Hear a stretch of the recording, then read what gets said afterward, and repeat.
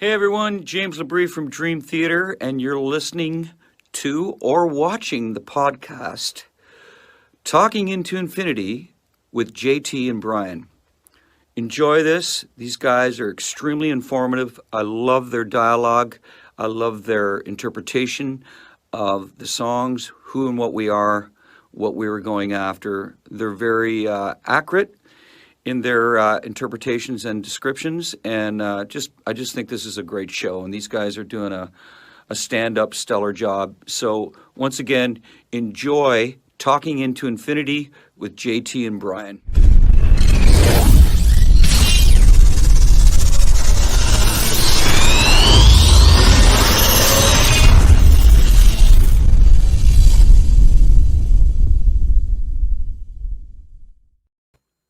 What's up, guys? Welcome to another episode, an epic episode, as it were, of Talking into Infinity, a Dream Theater podcast. I am your host, John.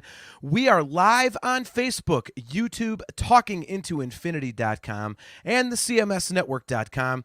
We are live right here at those four locations every other Thursday at 7:30 p.m. Eastern Standard Time. If you'd like to catch video replays of the show, just go to our YouTube page or check out Heavy Metal Television. And if you'd like to download the audio version of the podcast, just Google Talking into Infinity Podcast. If you are watching on YouTube, please remember to click that like and subscribe button so that you get notified every single time we go live. Without further ado, I'll bring in my great friend and co-host. He is an epic co-host, Mr. Brian Hendrickson. What's going on, man?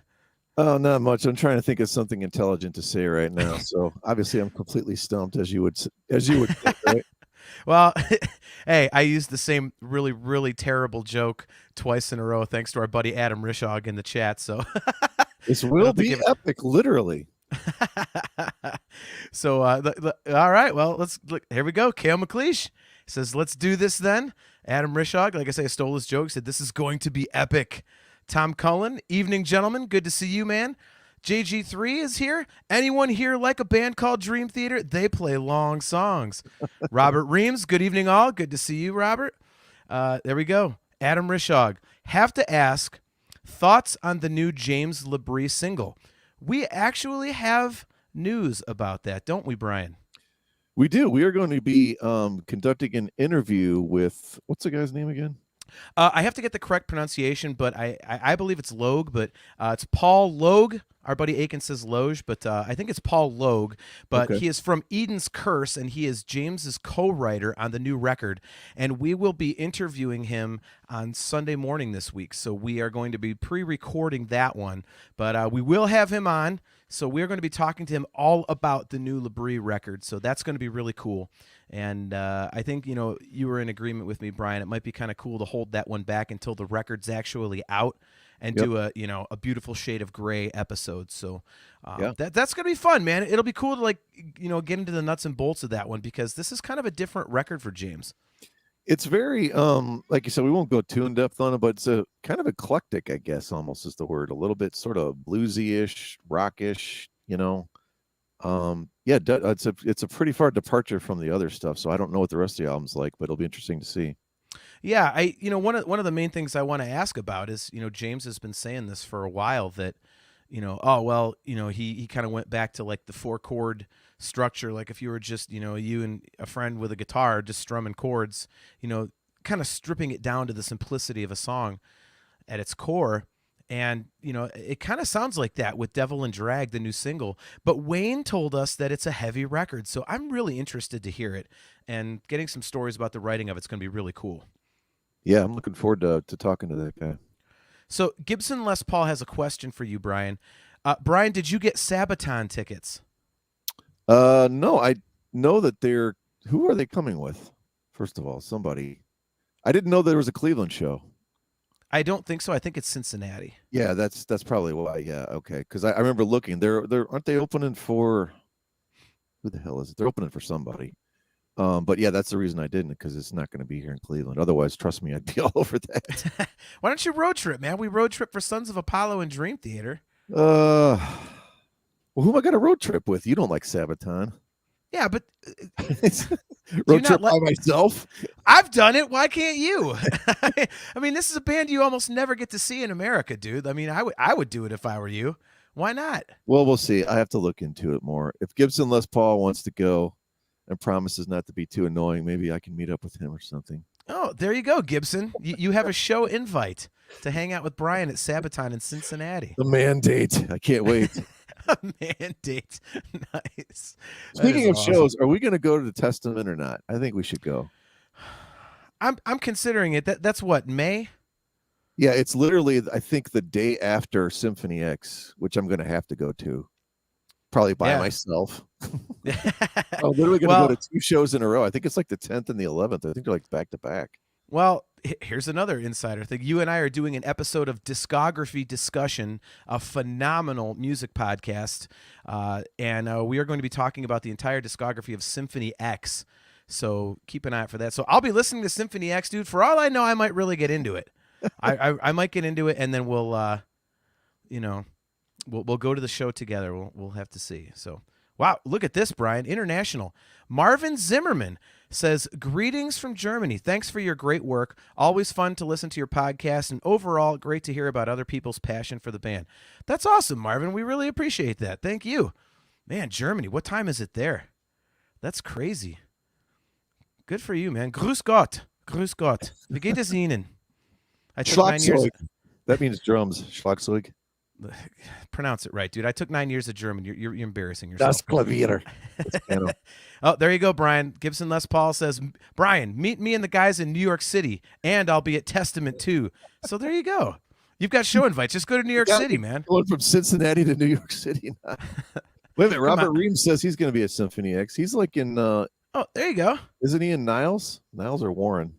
Yeah. Where are you, Robert? I forget. I know you're not way out east like your sister is. Robert Reams is my best friend's brother-in-law, so that's how I know him. It sounded weird. You're not as far out as your sister. Like that was a questionable remark right there, but all right. So yeah, people are speaking up about Symphony X. So yeah, when that episode is released, we'll let you guys know. Discography Discussion is a great show. I think they're on like almost 250 episodes now, and they've talked about. I mean, you wouldn't even believe the bands they've talked about. They've been around for years. And I'm good friends with their host Joe, and I've done obviously a Dream Theater episode. I did a Motley Crue episode. I just did a Guns N' Roses episode and was a little drunk, and I sound like a pushy dick, so I'm a little embarrassed about that. That was their most recent episode, but I'll be doing the Van Halen episode this summer, and then like I said, Brian, you and I in 2 weeks will be doing Symphony X. I will do a shameless plug for you. The Motley Crue one was actually pretty good. I enjoyed that. That was funny. Well, thank you. So look that one up. That was like 2021, I think. Yeah, it was like late last year, I think.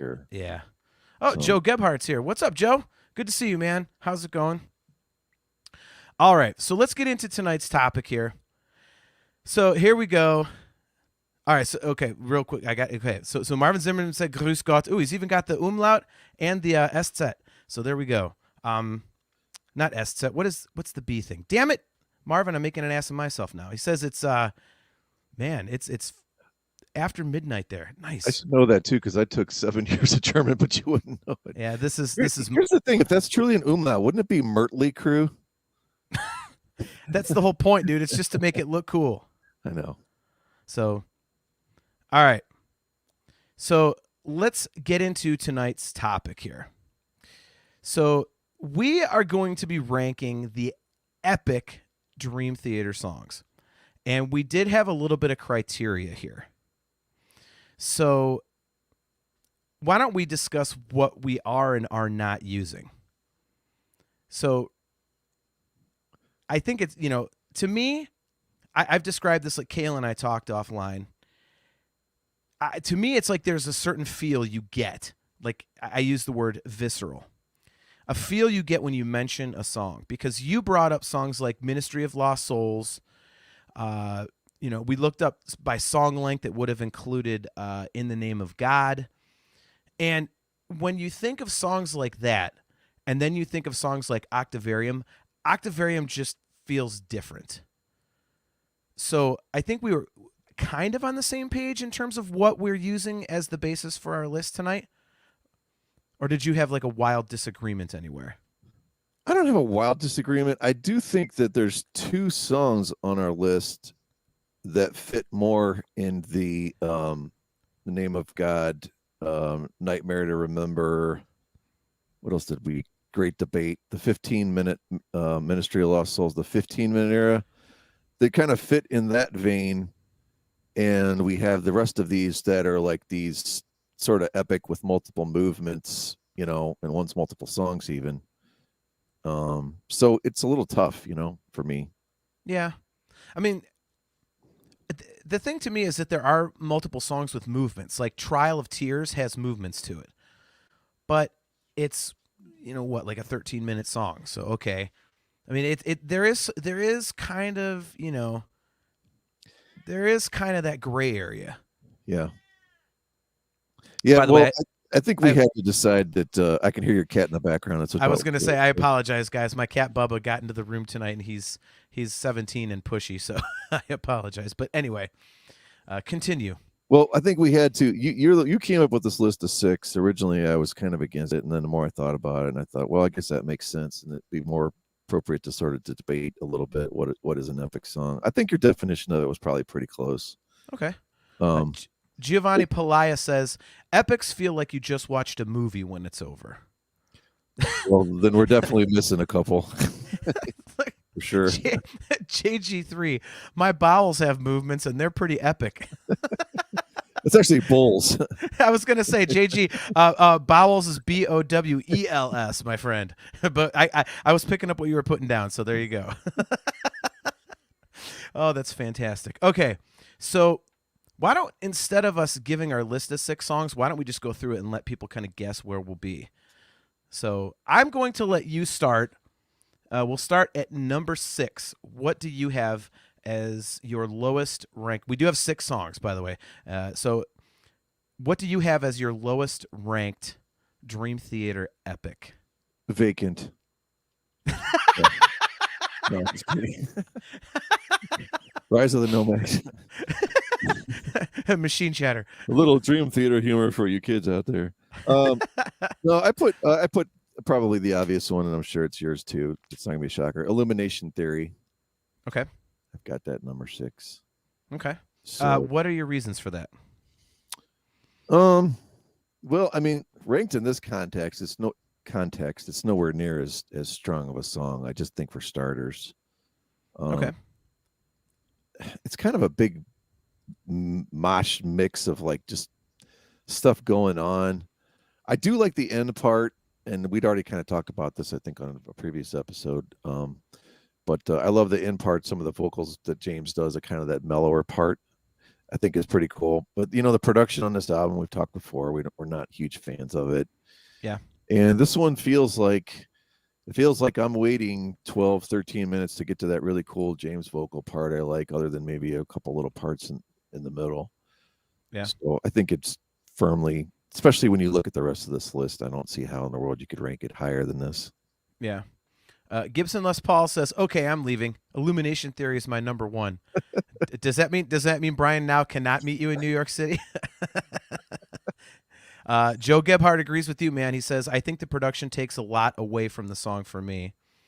I actually am going to shock the world, Brian, and my number 6. I actually agree with you. That's why I'm shocking the world. I agree with you. Yeah. This one to me is just. It's the one. This was probably the easiest song that I've ever had to rank when we do our ranking episodes. This one just never really did it for me. I mean, it's kind of grown on me as time has gone by. I mean, I do prefer the version from Breaking the Fourth Wall because, as people have said in the chat, the production on and you just said it yourself, the production on the record is not great, and that's relative because I mean Dream Theater's production is so damn good all the time. Like if there was any other band's production, you'd be like, holy shit, this sounds great. But the production takes away from it. To me, the biggest reason is that the parts just don't flow together. It just kind of seems like they had a collection of ideas and then they just stuck them together. Like, remember that thing we tried but didn't work, but it was cool on its own? Yeah, we'll do that now. Like, It doesn't, like the rest of the songs on our list, like they flow together well. This one does not. And that middle part with like the jungle noises and stuff, I mean, I get it's like an orchestral thing after a minute, but I'm like, what the hell is that? I mean, they've got other moments kind of like that later in our lists, but man, that just wasn't, you know. The one thing I will say though, and you know, hopefully you agree with me, this does have some really cool heavy riffs in it. Yeah, there's some decent riffs. I'm trying to remember. Isn't this like towards the end of the album? It's the last song, yeah. Yeah, so it is the last song. Okay, so I think the problem with it is there's no. You have a lot of kind of mostly shorter type songs on this album in general, and a lot of those are. I think the melodies are pretty strong on those, even if we disagree on the production, and we end up ranking this. You know, we do our rankings. If it's ranked lower, there's still some decent melodies and some decent riffs on a lot of those songs, and they're shorter and stuff. And then you're kind of like, I think I'm just kind of done by the end of this album. I don't need all this, you know.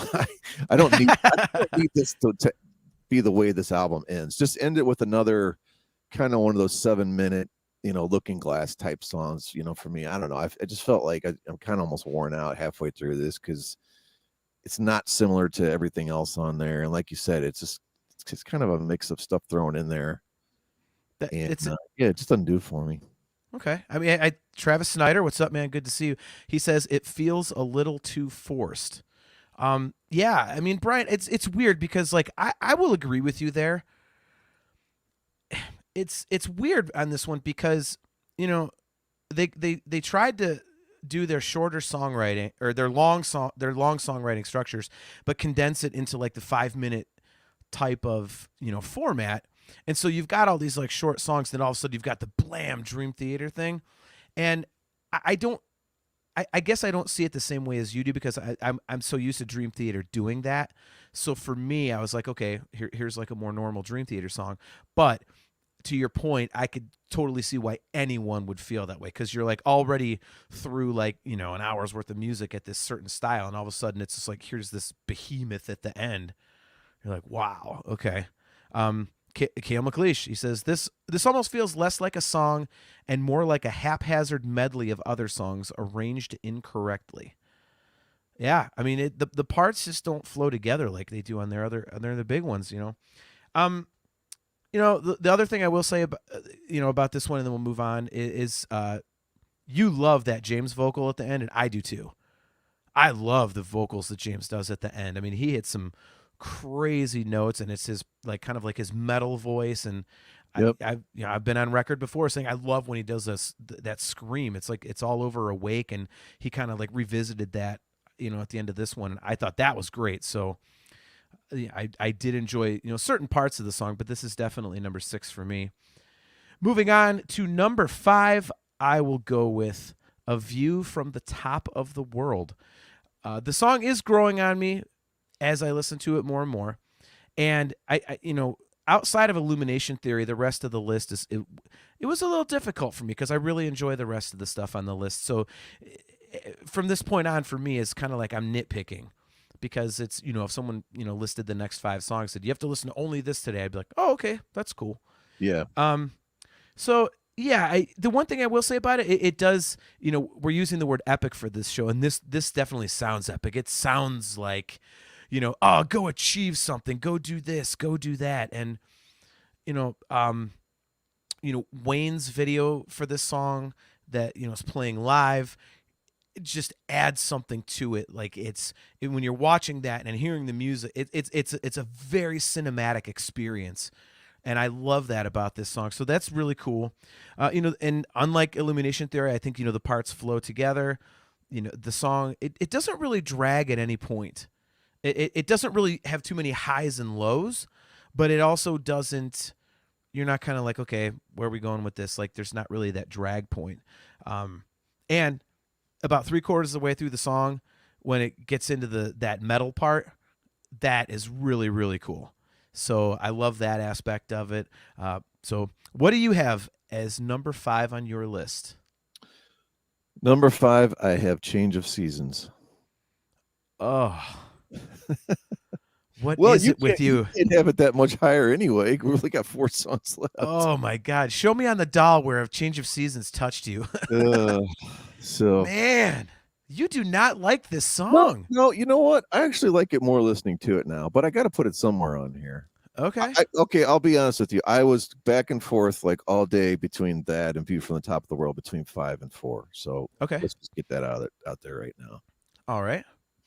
I discovered something about this song. The more I listen to it, this song has early Ray Alder Fates Warning written all over it. All over this song. Okay. I don't know why it didn't hit me until today. Like No Exit, Perfect Symmetry. They just kind of did this heavy, progressive, real dissonant sounding stuff. There's a little bit of Queensryche Warning in there too. You got to kind of look to find it in there, but it's in there. Yeah. But my young's bass playing, and I said this before about on this. Like, I love his bass playing on this. Like, he just really kind of grooves and drives on this one. But my only complaint here is it's such a dark kind of song. There's never really any happy parts. I don't even know if it hardly goes to a major key, barely. I like that softer part kind of towards the just quite a little bit past the middle where it's kind of, it's sort of like orchestral stuff behind James and maybe some piano and stuff and whatever. But this is just it really has that feel of Fate's Warning to me. It's just a dark, heavy, brooding kind of a song that's lightened up a little bit by the keyboards and the orchestration and stuff, and by James' voice, especially when he, the stuff he kind of does towards the middle of the end there. But it's growing on me more. But I had to put it at 5. Okay. Gibson Les Paul wanted to chime in on A View from the Top of the World. He said, "A View from the Top of the World is boring. I would have taken a piss when they played it live, but I already did that during Ministry of Lost Souls." Yeah, I can totally understand why people think that title song is boring. I really can. It's not a stretch to go, oh my God, what are you talking about? You know what I mean? It doesn't really move around a lot. Like you said, it kind of stays, I don't know what's the word we're looking for here, consistent, or I don't want to say middling because that sounds negative, but yeah, like you said, it doesn't get too high, it doesn't get too low. But that song live, even I'll say Ministry of Lost Souls, as much as I don't like it, but that song live, View from the Top of the World, that really takes on a whole new thing. Like you said, you need those visuals, or even if you're just even if you're at home watching on your computer, like, I want to watch the video, just kind of hearing the song is nowhere near the same experience, at least in my eyes. Yeah, no, I definitely agree. It's, and again, View from the Top of the World grew on me, and the visuals just add to it. So I love that, man. And to your point about a change of seasons, I mean, there are major key parts, but I mean you got to remember, I mean, like, the impetus for this song was Mike Portnoy's mother being killed in a plane crash. So there's not a lot of high, happy, like, yay, let's go conquer the day. Like, so it's. Well, I admit I had no idea what the song was about. Like most of your songs, I don't know what they're about. They're just words to me. We're gonna get Rich Wilson on here, and you're gonna ask questions like, "What was it like to write a book?" Yeah. There'll be no content questions at all. Brian, did you read my book? Well, yeah, but there was like words and stuff in it. I swear I legit didn't know that, but it makes sense. But still, it still has that vein of what I was saying, that dark brooding vein, which is cool, but that totally makes sense now too. Okay. All right. So at number 5, you had A Change of Seasons, and I had A View from the Top of the World. So what do you have at number 4? That's View from the Top of the World. Okay. So now it's View for the Top of the World for you. Okay. Yeah. Like I said, we had them flip-flopped. Okay. All right. I thought you would have had this one a little bit higher. I really thought you were going to have this one kind of higher up, because you kind of talk about it a little bit more and more as we've discussed things offline. So, I mean, I think I can guess your number 1, but I really thought with the other things on the list that you would have this one higher than 4th. No, I couldn't really. Look what's left, man. Well, it's we did have an argument about one of the ones on the list, so Yeah, I know. I was a little surprised that you just put this at 4. Yeah. Um, No, I think it sits perfectly. I mean, that's like right in the middle. okay, yeah, Almost.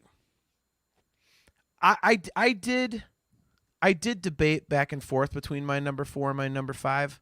Um, Again, like A View from the Top of the World is such a cool microcosm of the new record in that, when we interviewed Wayne about it and he said, "Oh, it's a grower."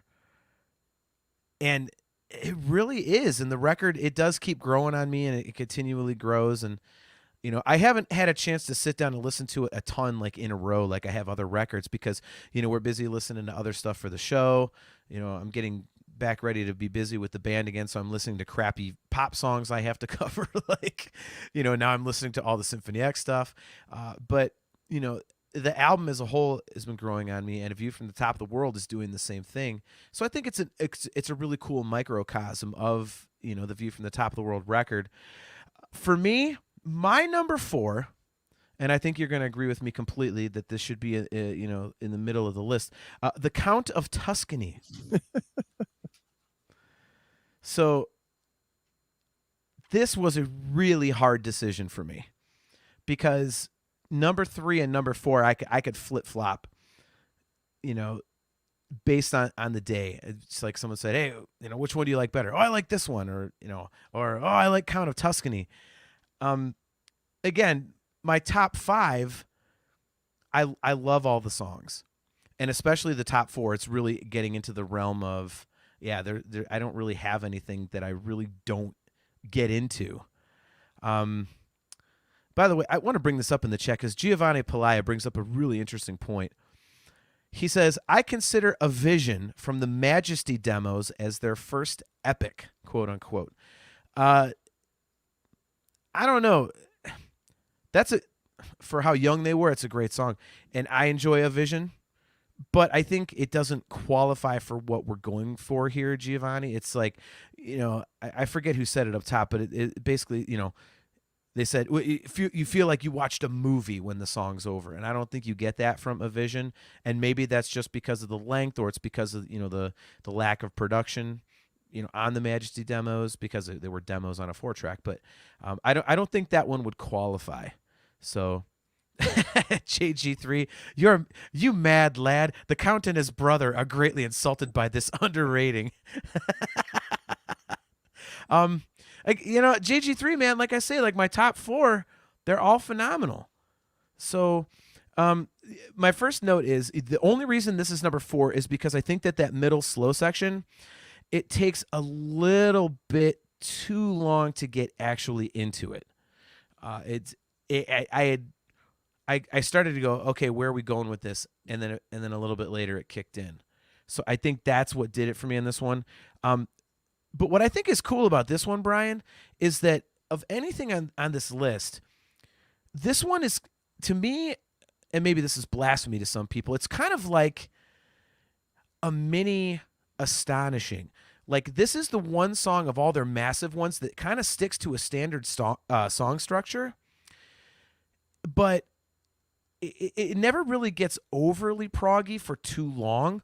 But the story is like the central point of the song, which I think is really, really cool, because the other huge epics that we're talking about, a lot of it is based on, all the ups and downs and the crazy instrumental and all that kind of stuff. And this is more about the story. Like, when people think of the Count of Tuscany, they do think about the length, but I think a lot of people think about the story, the almost Edgar Allan Poe-ish aspect to it. So I think that's really cool, and I think it makes it unique on this list.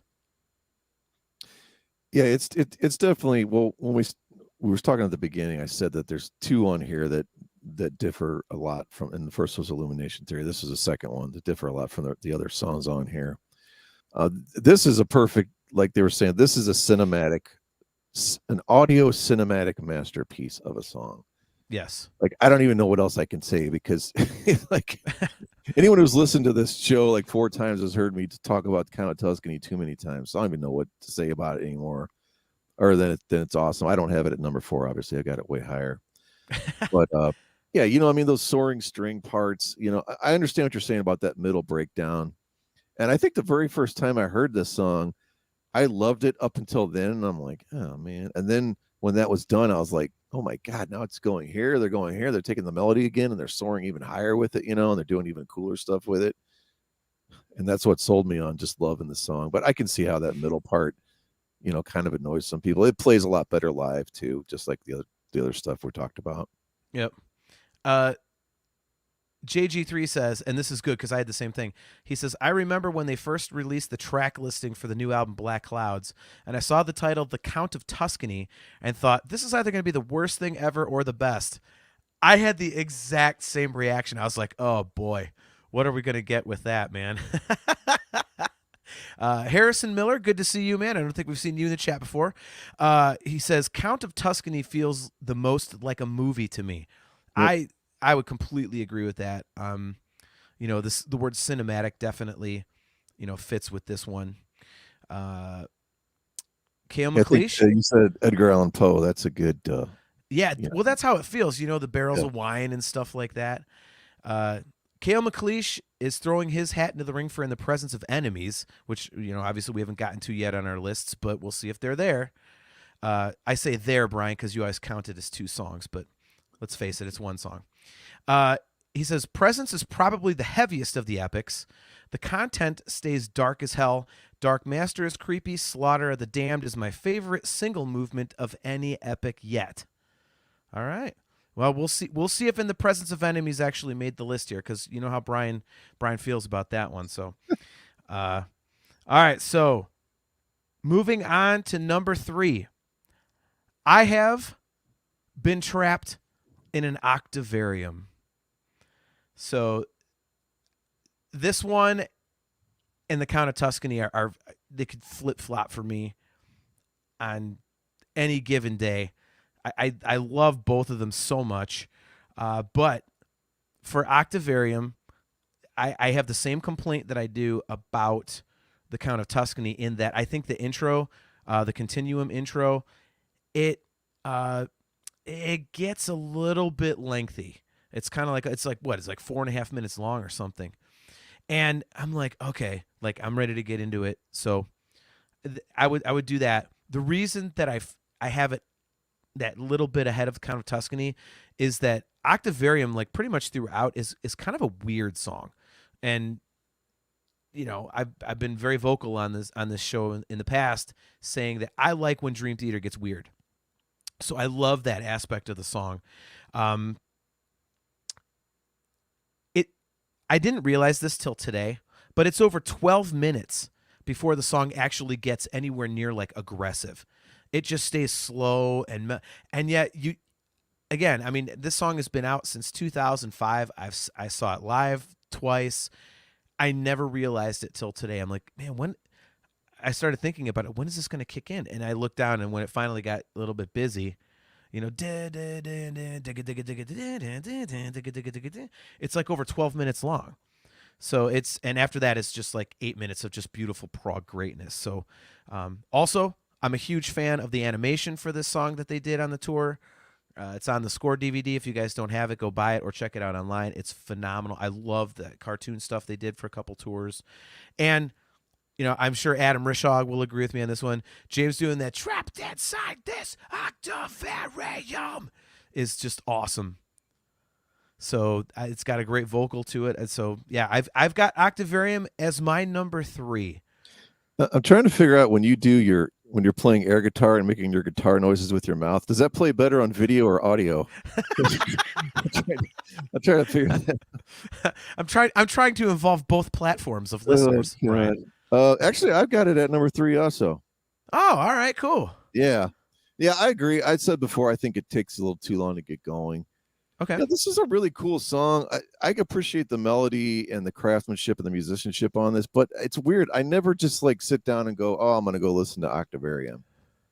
I don't know. As much as I appreciate it as a song, it's not one of my, I'd love to see this live because I'm pretty sure I never have. They didn't play it on Gigantor, I'm guessing. That would probably be the only time. But yeah, no. I've never got to hear it live. So I'd love to see it live. There's something weird about it. Like, it's a little too Pink Floydish at times, I think. Okay. The song really wants to be combination of The Wall and I don't know what else, but maybe some older ELP Kansas mellower stuff, which is fine. I love that I love that they took on this challenge to do something like this. It's very, very cool. There's kind of nothing else in the catalog like it. So I like the adventurous side of them and wanting to write and do something like this. And that melody is like just, kind of hypnotic and haunting, Yeah. It almost to the point of like, it can put you to sleep, because if you take 5 minutes to get into anything and then you take another 10 before it gets heavy or whatever, you just keep hearing that melody over and over in your head, you can kind of start dozing a little bit, and it's just such a drone. But yeah, it's just a great piece of progressive music. Like, I don't know that I would want bringing someone into Dream Theater. I don't think this is where I'd want to start them with, just because I think it is a little too, like I said, drone-ish, I guess is the best word I can come up with for a lot of it. Yeah. But I think it sits good at number 3.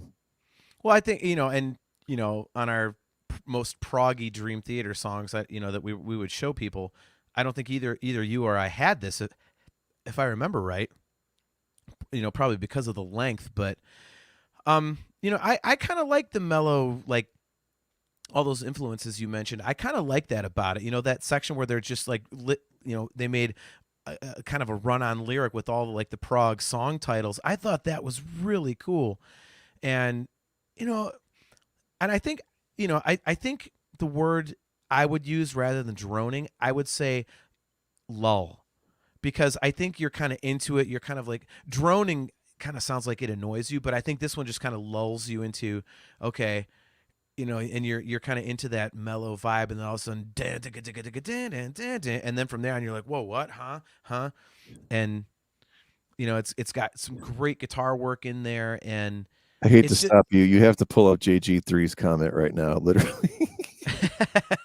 All right, which one? Because he's got several. So which one are we doing here? Last one here. All right. He says, "You know what Octavarium wants to be?" This is JG3. You know what Octavarium wants to be? An ass-kicking epic, and my ass is thoroughly sore.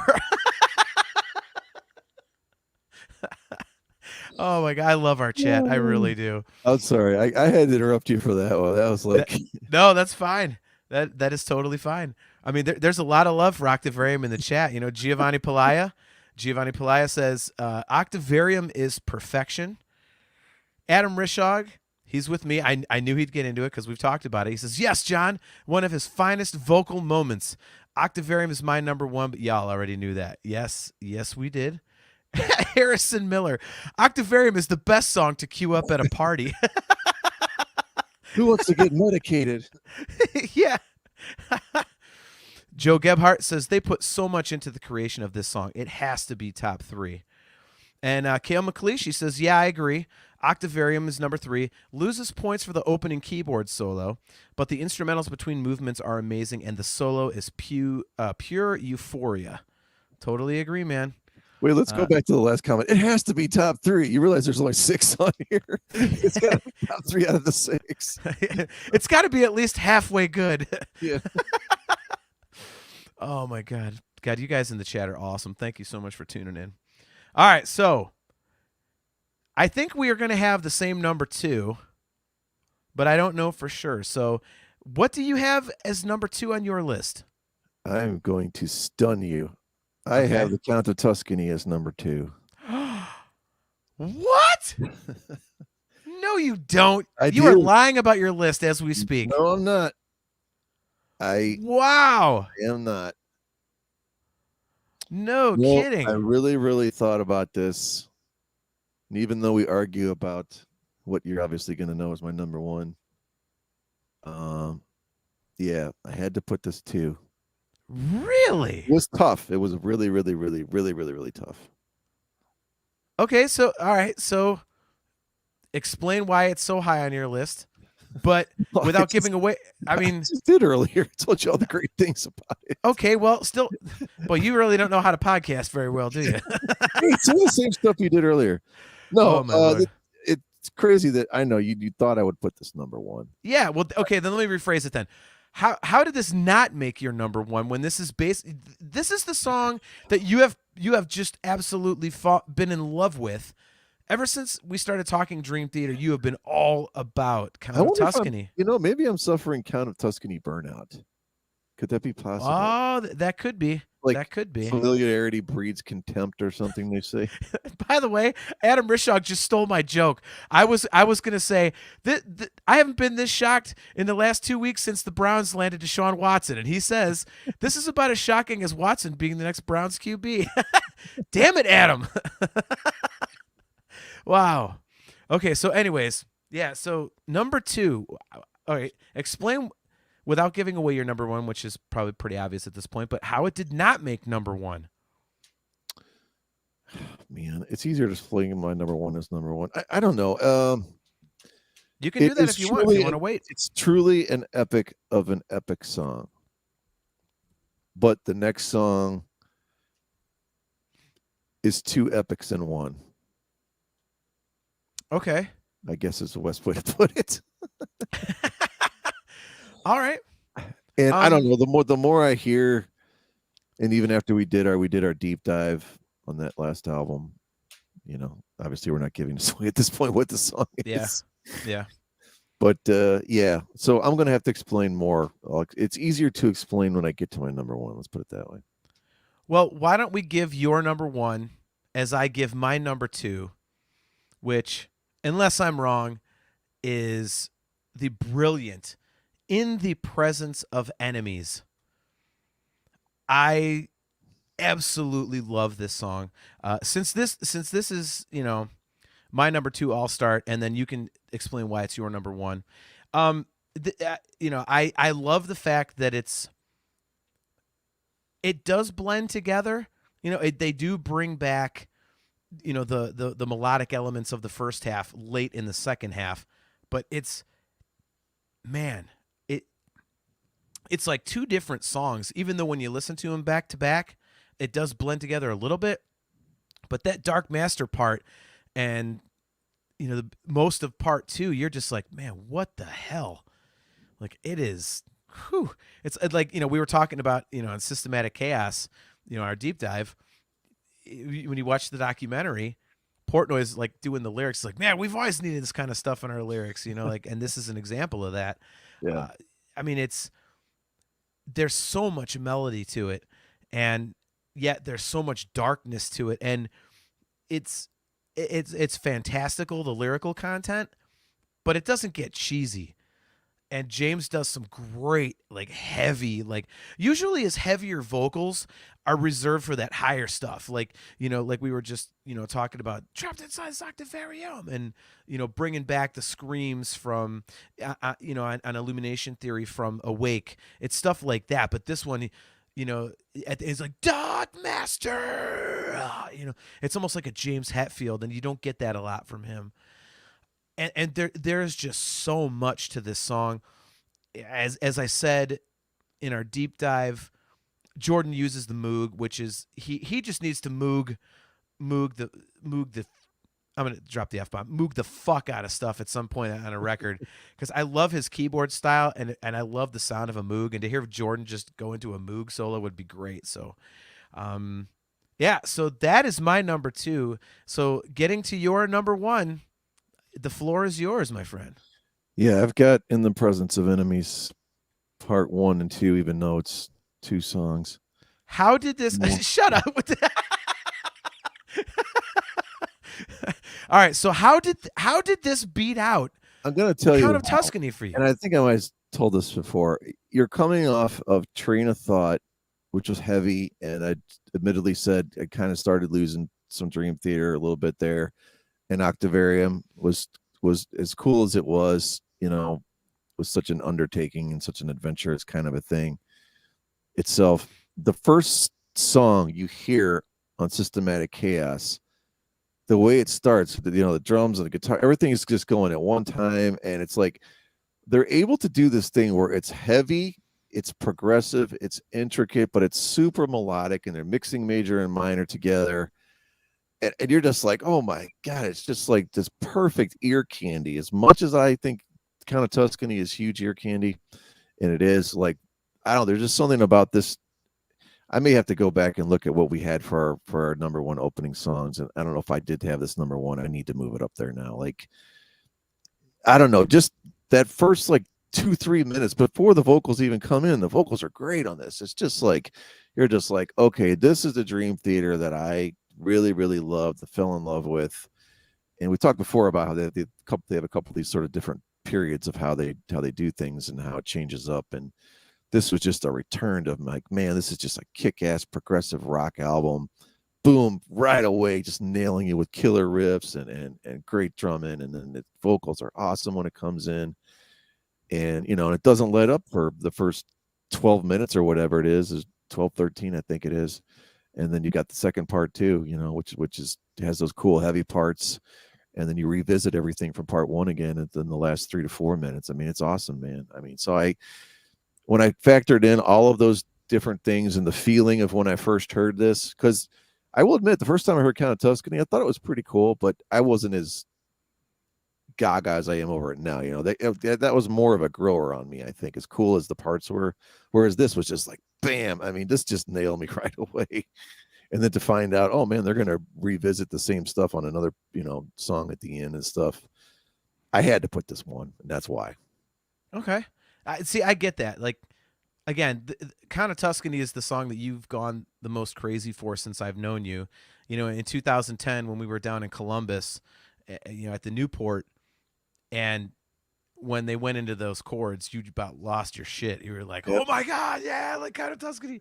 Like that's one of my honestly like one of my favorite concert memories of all time, because it's always fun to see somebody you're with really getting into it, and that was like one of my most vivid memories of going to any show I've been to, is you just like, holy crap, Count of Tuscany. So I did not think we would get that song. I just thought there's no way. yeah, like, I mean, and granted it was that tour, but Right. I mean, they were pulling some weird stuff out at that show, and that was the weirdest.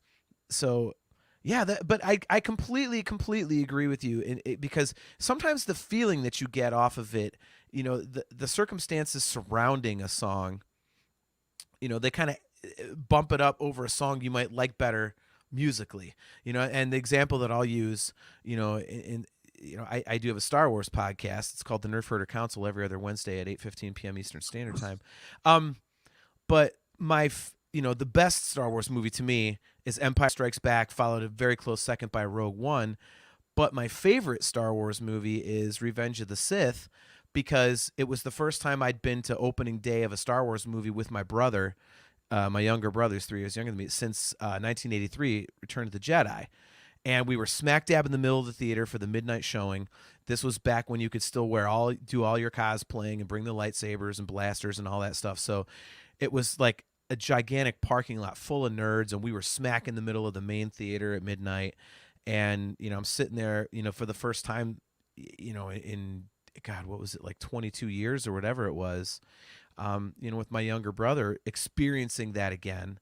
And so for me, there's that emotional connection to Revenge of the Sith. And so to your point, that, I totally get why you would have that for In the Presence of Enemies. I'm just really surprised, because I thought that your love of Count of Tuscany would have superseded that.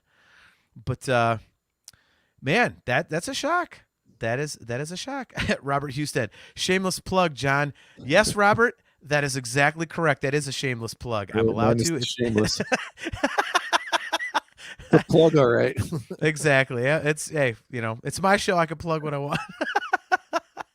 So my number one, and I think Cale McLeish will agree here. I'll let him intro this. Cale's number one, likely biased because it's the only one I've seen live, A Change of Seasons. Perfect song, beautiful lyrics. The huge curly riff at the end of Darkest Winter is completely mind-shattering. And Cale, I agree with you. My number one is A Change of Seasons. First of all, it is my favorite of the epics, but also, man, it is the standard by which all Dream Theater epics have been judged since it came out. It's just perfect. I think had A Change of Seasons not worked so well with the fan base, I don't think they would have taken the chance to do more songs that are like 23, 22, 24 minutes. Because if people are like, oh my God, this is boring, stop doing that. They pay attention to their fans more than almost any band I can think of. And if the fans had said, all right, well, this is a little too much for us, they wouldn't have done it. But because there was this massive reaction to it, and I mean, A Change of Seasons is actually a fan reaction in and of itself, because they had played it live a few times before they recorded it, and people were like, what the hell is this gigantic song we're seeing live? And so it kind of spread on the very early versions of internet chat boards and stuff like that. It's A Change of Seasons, that's what it's called. And so it was written for the Images and Words record. The label wouldn't let him put it out because it would have made it a double record. But people wanted to hear it. So they're like, all right, well, we're going to do this. And the band kind of forced it on the label. Like, at some point, you're going to let us do this. Okay. And so they put this thing out. And sure, there's like the super diehards that were there from the very beginning that knew what it was. But, the rest of us were like, the heck is this? There's a bunch of covers in this one 24-minute song. And I don't think that, again, they would not have done any more gigantic songs like this if this song had not worked. So it's the blueprint. It's beautiful in every way to me. Brian, I mean, you said earlier that you think it's dark the whole time, and it definitely is. But again, it's the impetus is Mike Portnoy's mother dying in a plane crash, and the Carpe Diem seize the day thing is he had been fighting with his mom. They weren't getting along, and he went to school that day, and his teacher was talking about seize the day. If you love somebody, tell them this. Don't wait for tomorrow, type of a thing. And so he went home, and his mom was going on a plane trip that night on a private plane, and he's like, "Hey, Ma, I love you," and she's like, "What the hell? Yeah, I love you too." Like it kind of felt like a bonding moment. And then she was killed in a plane crash that night. So, very strong emotional content there for Portnoy, but it is as he's talking about this, it's heavy. So there's not a lot of light to the song, but there's a ton of melody. I mean, like, the verses are almost like choruses for any other band. So I just think, like, I love the heaviness of it. I do love the darkness of it.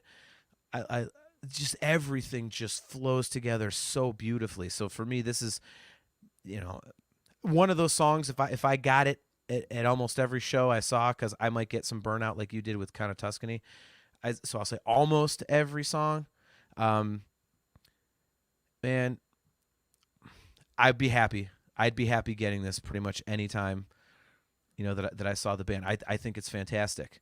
Didn't they want to put this on the first? Yeah. Or second, this was it first album? Yeah, it was Images and Words. Yeah, the second. And the label's like, there's no way, it'll be a double record. We're not releasing your first album with us as a double record.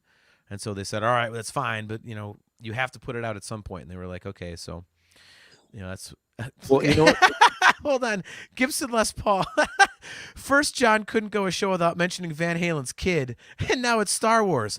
All right, Gibson, you dick. Then here's another thing. Did you know, Brian, that 36 years ago today, March 24th, 1986, Van Halen's first record with Sammy Hagar was released, 5150, which is an absolute classic. So up yours, Gibson. Gibson, you should be a little bit more appreciative, man. We did a whole show based on your reaction or your request, and yet you're still bashing me. So screw you, Gibson. So, anyways, back to the point. I remember hearing. What did you think the first time you heard Sammy singing that? I was like, it was just weird to me. I ended up totally loving the album, but it sounded so bizarre hearing, this Van Halen stuff with Sammy singing. I don't know. It was the weirdest sensation. I just remember going, wait, they're going to do what? And then I heard when the single came out, I was like, this is so bizarre. Well, we'll talk about this for a split second because that's a whole nother thing. But I loved it. Dude, when I was 10, so, for me, like the first, the album that got me into music, period, was 1984. Eddie Van Halen just floored me.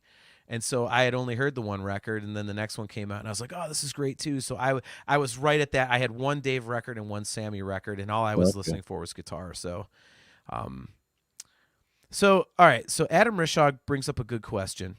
While there's no doubt that A Change of Seasons is an incredible piece of music, I wonder if it greatly benefited from being a standalone original song on an EP of covers. Imagine hearing it after 8 songs of Images and Words. To me, it would have lost its oomph. Yeah. I agree. That was a point I wanted to make. That was the best decision a record company has ever made in their life, was to not put that on there. Now, It would not have fit. It would not have made any sense, and it's perfect the way they ended up doing it. let me rephrase the question. Imagine they had done that, like, let's say Images and Words came out like 15 years later after they had, like, 5-6 records under their belt. Would you still have accepted it? I think it would be totally different based on the release date, because that's the whole world's like first impression of Dream Theater was Images. Yeah. So I think when you get through it, you're like, yeah. And then to throw on something like that, I think it would kind of be like, what you had said about the self-titled record. When you said you got this whole record of one thing and then all of a sudden here comes Illumination Theory, like, what the hell? I think it's kind of like that with Images and Words, because that was the first time that the world had been really like exposed to Dream Theater. But I think they'd done something like that later, where it's just prog. Here's 24 minutes. Like, I think we would have accepted it a little more. What do you think? Yeah. I mean, are you saying it wasn't accepted at the time? I guess I'm confused. No. I'm saying in '92, to your point, it wouldn't have been accepted. Yeah. And to your and Adam's point, it wouldn't have been accepted because you're like, you get through Learning to Live and you're like, holy crap, wow. Yeah, and then there's 24 minutes to go. Like, yeah, and it just doesn't fit like that. That's a really kind of a bright, sort of ethereal, almost, type of an album. Like, and this is so dark and brooding, in a lot of the parts, and especially the subject matter. Like you said, now that I know, which I did read the book, but if I read a book and it's been more than 3 months, I can't remember 2 pages of it. But when we do have the author on, I'll reread the Dream Theater book, which I did read. Yeah. But it would, like I said, I mean, that was a smart decision on the record company. Like, look, we're not putting this on here. And I don't know if it was made after they already had the entire album done, or it'd be interesting, I guess, to find out. Yeah. Was Images and Words already totally recorded and they're like, hey, we want to put this on too, and then they're like, no, or was it they're halfway done and we want to put this on, and they're like, no. Now, to my understanding, it was we got this other song and they're like, no, we're not doing that. Okay. So that makes sense.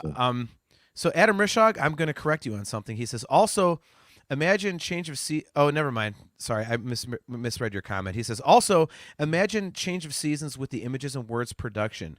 Triggered drums. Ew. I don't have a problem with the triggered drums on Images. I think it fits with the rest of the sound. It definitely would not have. Man, that's hard. Like, because I mean, there's no 7-string on Images, so I mean, would I don't know. That's a good one, Adam. That's a good one. I'll have to think about that one a little bit more. Man, we're getting some Van Halen comments. Aiken, our buddy Aiken says, totally agree with Brian on 5150. It took a few spins to get it. You guys are a little older than me, so you had more experience with Van Halen than I did at the time, so I'll defer to you on that. JG3 says, was it weird hearing Van Halen sung by a good singer? He said, David Lee Roth, shots fired. Oh, I thought we were talking about Gary Sharon, the song. Must be some kind of way. Anyway, yeah. So there we go, man. That's our list. I forgot one quick point, Brian, that I'm sure you'll agree with on Change of Seasons, even though you had it way down your list. It was the first time we got to hear Derek Sherinian. Yep. And that's one thing I noticed when I heard it. I was like, well, this sounds a little different. Like, what is that? So that was kind of cool too. It's our first taste of Derek Sherinian and the way that he played and stuff like that. So that was cool. So why don't we dig into something here real quick that people have been asking. We got a couple things to address that people have been talking about in the chat. And the main one is 6 degrees of inner turbulence. So we went back and forth about adding this or not adding this to the list. And I'll let you go first. Why did you not want this one on the list? Because I think everything in that suite, whatever you want to call it, they're all different, unique songs. Even though they're supposed to be telling this kind of story together, it's still kind of trying to be cohesive. They're all so different. That for this exercise, I don't think it would have made any sense because we would just put it number one anyway. Like there's no way in the world that's not going to be number one, most likely, right? I mean, Would you have had it at number one? I would have to, yeah. I mean, for it's just the masterpiece that it is. Now, 2 years ago, before we started this podcast, no, because I really never dug in that deep to that album, but I absolutely love that album now, and Okay. I love that piece of music, and I think it's absolutely perfect. I think it's similar to kind of how I was describing in the presence of enemies. The more I dig into it, like it's just got everything you want, and then every song has its sort of its own unique stamp on it, and it's like you're trying to compare like 7 songs now to that are in one to to 5 others or 6 others, and I just for this exercise I don't think it made sense. Yeah, I'm gonna shock you with this. You had it as number one. I actually did put it somewhere on my list. I made sure to rank it. I had it number 2. I still would have put A Change of Seasons number 1, just because Wow. that one is like Dream Theater I epic knew you loved perfection that to one, me. but I didn't know it was to the level of a Falling into Infinity type of Oh yeah, it's thing. up there for You me, and man. Sharinian, man, you got something going. Dude, you know what's funny?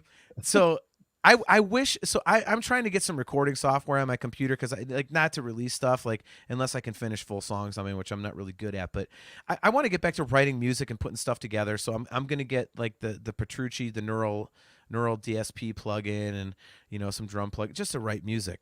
And Sharinian keeps advertising on his Twitter and his social media like, hey, send me MP3s, I'll play on your stuff. And man, if I had recording software, I would want to write like a theme song, like to replace the actual Dream Theater music that goes on the audio version of our podcast. Right.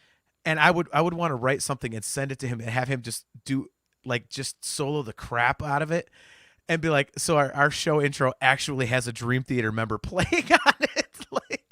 Like that'd be the greatest thing. But You should yeah, I mean, send it to him, then send it to Portnoy, and then send it to Dominici, like every one of the ex-members.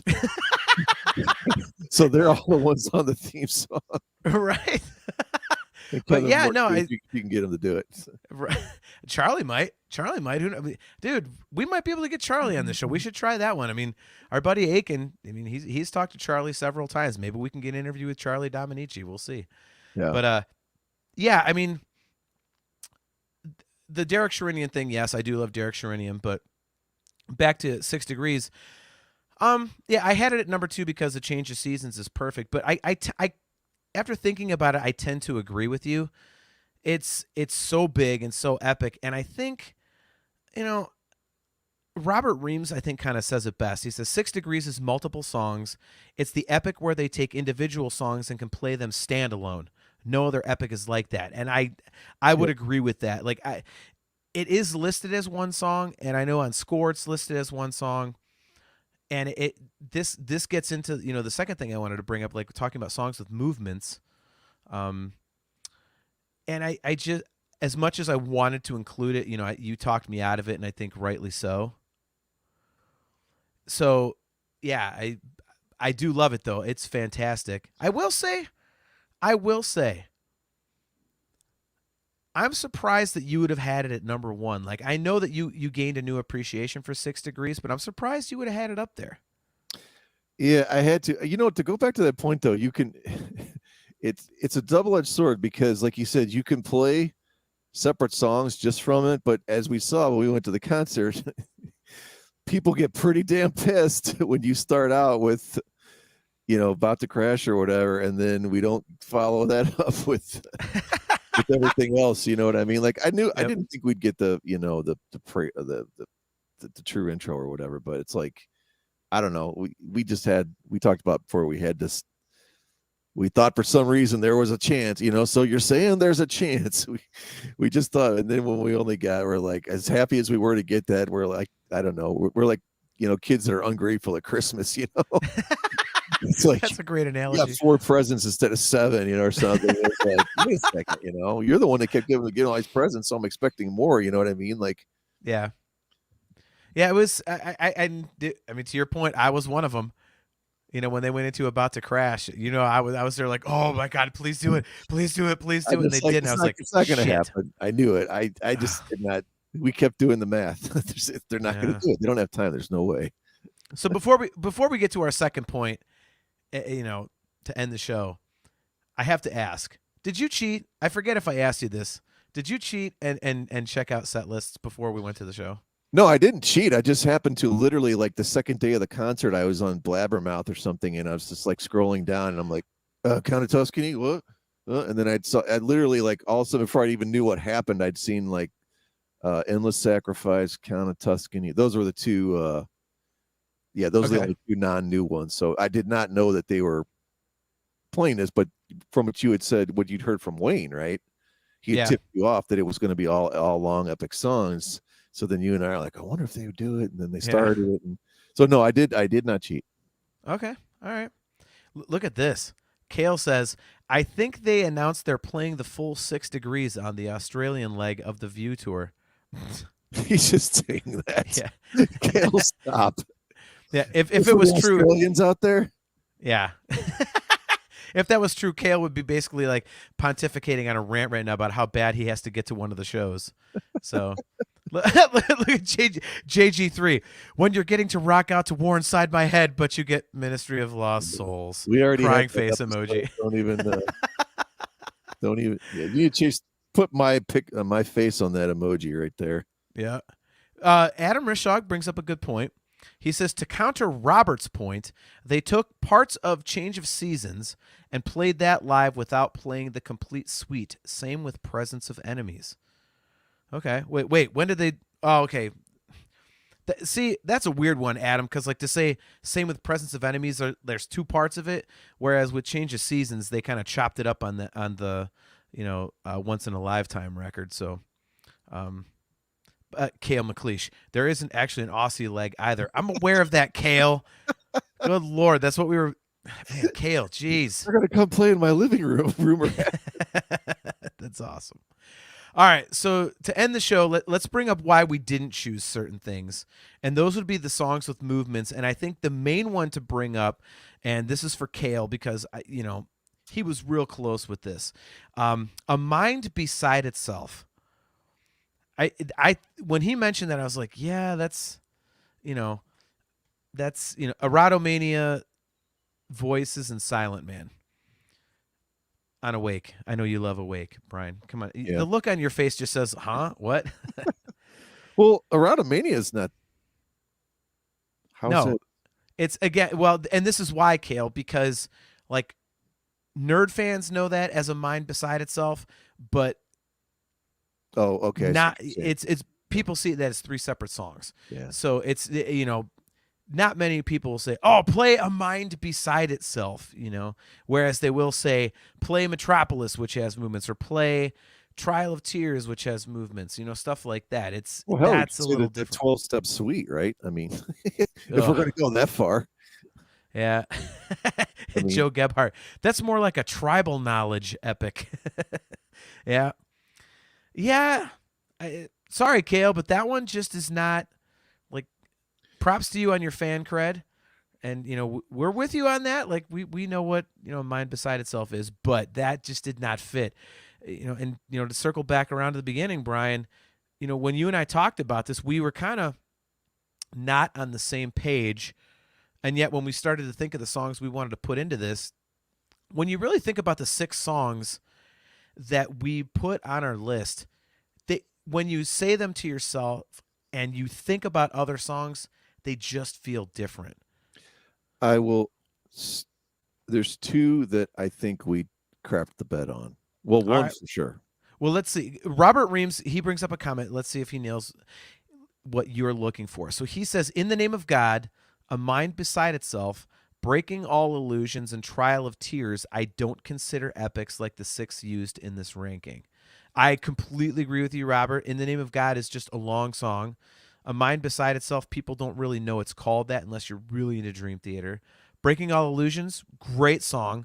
Not as long as the others. Trial of Tears does have movements, but again, that's my favorite Dream Theater song of all time, but I don't see it in the same category as the 6 that we ranked tonight. So, all right, Brian, the floor is yours. Cinematic, epic, amazing song we both love. Over 16 minutes. Nightmare to Remember. There's really it's hard to separate that from something like Count of Tuscany. They're very, very, very, very similar to me. I think we dropped the ball on not including that. That's All right. I will disagree with you. Only because I turned your mic off. I got muted. It's very, very, very close. But I still see that one as a long song, whereas I see Count of Tuscany as like epic. Man. All right, you know what? Let's do an experiment. Instead of 6 songs, we've got 7. Where would you put A Nightmare to Remember? Out of 7. Out of 7. Let's see. If I was being honest, God, I'd probably put it pretty high. I'd probably put it maybe 4. That's exactly where I had it for myself. Yeah, I'd put, even though I actually like that and Count of Tuscany, or even I like that and what do I have here? No. Yeah, I think I'd be 4. Yeah, I have 7 would be Illumination Theory, 6 would be A View from the Top of the World, 5 would be Count of Tuscany, and then 4 would be A Nightmare to Remember. It's in the middle there. I think, and we talked about Glass Prison too, which that one's, I'm not quite as, I just think of that as like a heavy kind of bashing song, just a heavy. I'm trying to think of what the word is here. Brutal.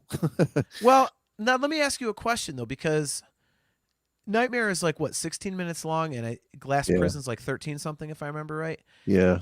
Are you thinking of them in different terms, not because of the song length, but because Nightmare to Remember has that mellow part in the middle, so it has that super heavy, really mellow, like that big dip in terms of like the feel of it? Yeah, because I mean, Glass Prison just goes and goes and goes and goes. Yeah, and goes. yeah. So that's probably a reason why I wouldn't want Glass Prison in there. Yeah, it's a good point. Okay. Yeah, I mean, you're taking on a really cool ride on Nightmare to Remember. It's like it's like a journey. Okay. Yeah. On second thought, Glass Prison would be a no. Okay. So yeah, I think we approach this good. I mean, I do what I always do, like when you come up with something and then I say no, and then you say no, I just give in because I'm afraid you're just going to pout about it. So a little behind the scenes politics here. Oh, what my John Lord. wants is what John gets. Oh, little behind the scenes lies. Dude, we can't do that. We're gonna have to do this. Okay. Oh my God, you are terrible. You are absolutely. I hate you as a co-host so much. Full disclosure, what I said is only like 95% true. Dude, look at JG3. The AA suite doesn't count as anyone's #1 epic. Wait a minute. Sarcasmo just got permanently banned. We've tried to ban him before. Look at this. How about not 20th? Yeah, he says 7th, if not 20th. Nightmare is such a forgettable song. When I saw them live, they played it, and I didn't even recognize it. Dude, I love that he's our resident troll. I know he's full of crap. I would bet that if we met, we're going to be at a show sometime, Brian. We're going to announce like on Future Legs like tours, we'll be like, yeah, we're going to be in Chicago at this date. Some dude's going to run up to us as like the biggest, most insane Dream Theater nerd ever, and he's going to go, dude, I'm Sarcasmo Asholio. That's me. I'm him. And he's going to just be like the coolest, like nerdy dude ever, but online he's just an absolute troll, like a total bot. Who was the dude we had on the fan hangout? Me say F you. Oh, yeah. I thought these were the same person. I thought it was someone that keeps changing their thing. Yeah, no, that's a horrible take. This guy's so dumb. He'd finish like 5th in a 4-person contest for being smart. Oh my God! All right, here we go. We've got another challenge from Gibson Les Paul. He's feeling himself because we did one show for him. He says next show rank these 6 songs: Vacant, Repentance, Anna Lee, Beneath the Surface, Ministry of Lost Souls, Light Fuse, and Get Away. I can actually do that live. Anna Lee is #1. Light Fuse and Get Away is #2. This is for the best. Yeah, from #1 to 6, like best to worst. I would say Anna Lee is #1. Light Fuse and Get Away is #2. Ministry of Lost Souls is 3rd. Vacant is 4th. Beneath the Surface is 5th, and Vacant is 6th. Yeah, you're way off there. No. I'd probably have Annalie, Beneath the Surface, Vacant, Ministry, Repentance, and Light Fusing Getaway. Whoa. Well, Guys, no. I'll put Repentance last. I was gonna say, dude, the fact that you put anything, like repentance of anything, that's a bad take, my friend. Look at this Sarcasmo Asshole, O'Brien. You could go see him. He says, "Come to Jersey, bitches."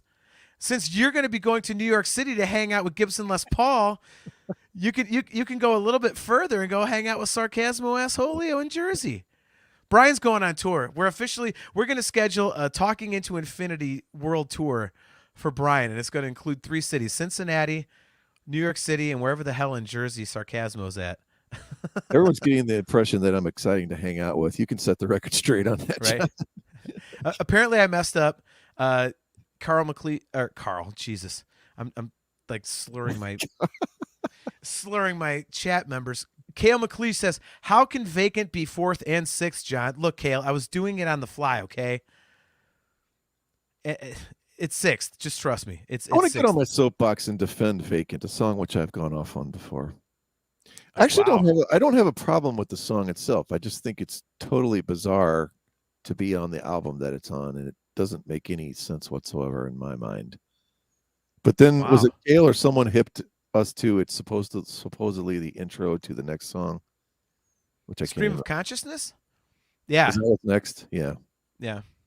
Or someone tried to insinuate that, and I think I shot that down pretty quick because it doesn't feel like that at all to me. But it just doesn't. I don't know what it's doing on there. I guess I'm not understanding. Man. So, without getting too windy here, we're starting to get into the crazy part of the show. We've got a lot of questions. I'm gonna post these questions and say we are very close to scheduling our next fan hangout. If you guys were at the fan hangout back in December, I believe it was December 23rd. You guys know that we just go and go and go. And you guys are more than welcome to jump on camera and co-host with us. We don't have a topic. We just have discussion about Dream Theater or anything musical, and we just roll. There will be guerrilla farts. I think that is officially that's a fan hangout tradition, I guess. I'll have to do more guerrilla farts. Brian, we should have you do a guerrilla fart next time. No, what I'm going to do is I'm going to introduce our lovely audience to some of the interesting cocktail mixes that I've come up with here, the concoctions that I've showed you pictures on my phone with. I think I'm going to do that. Hendrickson's Horrible Bar? Yeah, exactly. All right. How to like get pretty plastered for like $5 or less. $5? You're moving up, man. Wow, you're going top shelf. That's after tax. Well, I don't know. I don't even want to know what the hell some of those stuff's going to cost nowadays. But yeah, I think that's what I'll do is I'll do 2 or 3 of my different Hendrickson's ghetto concoctions, whatever you call them. There we go. Hendrickson's Horrible Bar and Gorilla Farts. So yeah, there you go. We'll do that. All right, we need to get that actually scheduled. We got to schedule our next. I know we're close to finding a date. Rumor has it this is a maybe because our schedule's kind of getting wonky because of certain things that might be coming up. But Friday, May 20th might be the next fan hangout. So we'll let you guys know. But I like to announce those way in advance so that everybody can jump in and send us your email address. And if you guys want to host, you can jump in. But here's some questions that we have. Well, here's a comment. Joe Gebhardt says, Sarcasmo is John Mayung. He gets his opinion out there without releasing his identity. Oh, that's fantastic. So, all right, JG. That means John Mayung secretly hates a lot of their own songs. Yeah. That's true. John Mayung's just collecting the paycheck. Yeah. So JG3 says, so is You Not Me actually a good song, John? Or is the rest of the album so good it outweighs the mediocrity of You Not Me? JG3, we're going to have to fix your spelling, dude. I actually really enjoy You Not Me. You Not Me is actually a song that was co-written by Desmond Child. So there's a little factoid. But the chorus that they wrote, the notes were too difficult for James to hit because the melody was too wonky, so they had to adjust it when they got in the studio just because they wrote something there's no way James is going to be able to hit, like I would assume due to how high it was or something. So it is a little different vocally from what Desmond Child had written with John Petrucci. Here we go. Gibson Les Paul. Testament at Starland Ballroom in New Jersey on April 30th. Everyone be there. So if you're listening to the show tonight live, or if you're listening to the audio replay and you're going to Testament at the Starland Ballroom in New Jersey on April 30th, just walk around and scream, Gibson Les Paul, Gibson Les Paul. And I'm sure he'll know exactly who you are. So do that. JG3 feels that Vacant is an intro to Stream of Consciousness. Kale McLeish, he says, You Not Me isn't great. You or Me is the way it should have been. Disagree with you there. JG3 posted gifs of a gorilla farting. So, that'll translate well to the podcast on radio, too. And then he said, farts out for Harambe. Oh, my Lord. So, yeah, so that's the kind of awesome content you'll get in our fan hangout. But, yeah, so one quick thing in the fan hangout, then we'll close up shop here. But, yeah, guys, when we do the fan hangout, we'll give you guys plenty of time so that you know when you can schedule it. We do it on a Friday, so it's on a weekend, so everyone can kind of hang out. Don't have to worry about working the next day unless you have a weekend job, of course. But we do encourage you guys to send us an email at talkingintoinfinity@gmail.com. If you guys want to jump on camera and help co-host the show, you can talk about whatever you want to talk about music-wise. You guys, again, in the chat, make the show go, so we always want to make sure you guys are a big part of what we do.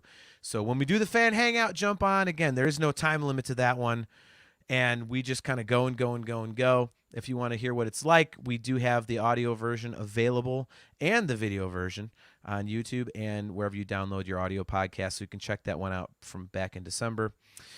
Brian, this was awesome. I know you were a little bit worried about this one. You were like, how are we going to get through an episode with only 6 songs that we've already talked about in some respect? But I thought it was a great discussion, and as usual, our chat room always pulls through, man. Yeah, I'm glad we had a lot of good comments on this stuff, and looking forward to what we got coming up. Yep. Our next episode is going to be, let me think of the dates. It will be Thursday, April 7th, and we are going to be revisiting an episode that we tried to do. It is the lost episode of Talking into Infinity. We are doing best guitar moments. For those of you guys who have tuned in for a lot of episodes, which at this point, this is over half of our episode list previously, thank you so much for checking us out for that long. My power went out, and Brian had to kind of roll on his own. So the video is up on our YouTube channel, but the audio we did not upload because we didn't get through the full thing. So we waited a while, but we're going to get into it, and I'm going to make sure that the power grid is nice and strong here. We're going to do best guitar moments on our next episode, which will be Thursday, April 7th at 7:30 p.m. Eastern Standard Time. So, man, Brian, again, great time. Thanks for hanging out. Thanks for all the great input. I cannot believe you did not have Count of Tuscany at number 1. That's amazing. I live to surprise you. That's the only reason I exist. That's awesome. Well, the night before April 7th, we will be on April 6th, which is when we are recording our Symphony X discography discussion episode. So, guys, when that goes live, we'll let you know. Make sure you check out Discography Discussion. It's a fantastic show. Any number of bands. They've got over 230 or 40 at this point. You can check it out. Look up any band you can think of. They're there. So check out our buddies at Discography Discussion. So to Kale McLeish, Adam Rishog, Joe Gebhardt, Tom Cullen, Robert Reams, Sarcasmo, all you guys, thank you so much in the chat. You guys make this thing happen. So thank you so much. We will see you guys in a couple weeks. Don't forget, if you're watching on YouTube, click that like, click that subscribe button so you know when we are going live next. And until next time, on Thursday, April 7th at 7:30 p.m. Eastern Standard Time, Carpe Diem.